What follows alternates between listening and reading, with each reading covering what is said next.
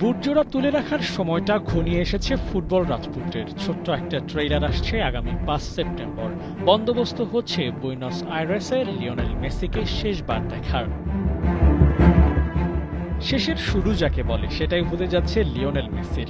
খবর রটেছে ঘরের মাঠে শেষ ম্যাচ খেলতে ভেনেজুয়েলার বিপক্ষে মাঠে নামতে যাচ্ছেন লিওনেল মেসি। বিশ্বকাপ বাছাই পর্বের ওই ম্যাচটাই আর্জেন্টিনার জার্সিতে, আর্জেন্টিনার মাটিতে শেষ ম্যাচ। এরপর আর কখনোই নাকি নিজ দেশে খেলবেন না। তবে কি মেসি অবসর নিচ্ছেন?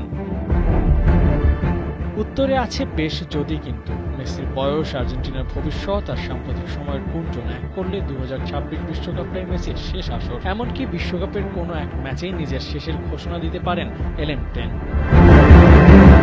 মেসি যদি বিশ্বকাপ থেকেই অবসরে যান তাহলে টুর্নামেন্ট শেষে নিজ দেশের মাটিতে খেলা হচ্ছে না। আর যদি ২০২৬ বিশ্বকাপ থেকে অবসরে নাও যান তাহলেও জাতীয় দলের জার্সি গায়ে দেশের মাটিতে খেলার সম্ভাবনা কম। কারণ আর্জেন্টিনার ঘরের মাঠে নেক্সট কবে খেলা গড়াবে তার কোনো হদিস নাই। তাই ঘরের মাঠে খেলে অবসর নেওয়ার সম্ভাবনা বেঁচে নাই বললেও চলে। তবে প্রশ্ন জাগে, অবসর নেয়ার কেন এত তাড়া? হোম ভেনিউ থেকে অবসর নেয়ার স্বাদ তো সব ফুটবলারদেরই থাকে। দুনিয়ার সেরা যিনি তার কেন নেই?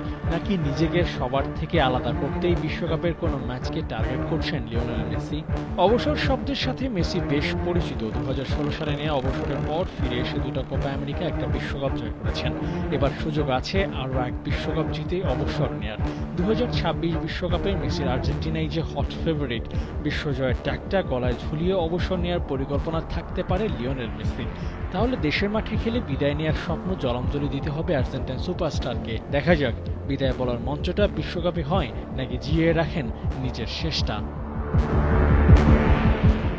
আবু নাইম, ৭১।